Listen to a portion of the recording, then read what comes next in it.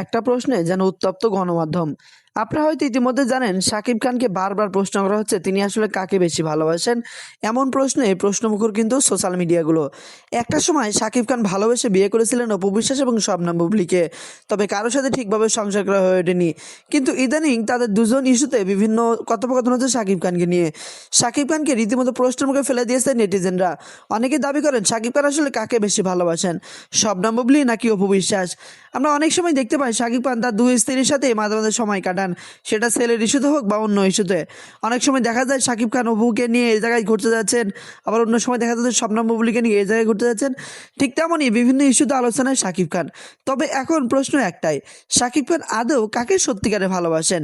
ভালোবেসে তো দুজনকে বিয়ে করেছিলেন, তবুও দুজনের মধ্যে একটু ডিফারেন্ট, কাকে বেশি ভালোবাসেন? তার প্রথম স্ত্রী অপু বিশ্বাস নাকি তার দ্বিতীয় স্ত্রী শবনম বুবলী? আর এই ইস্যুটা নিয়েই অনেক প্রশ্নই গণমাধ্যমে। তো আপনার কি মনে হয় শাকিব খান আসলে কাকে বেশি ভালোবাসে? অবশ্যই কমেন্ট করে জানাতে ভুলবেন না।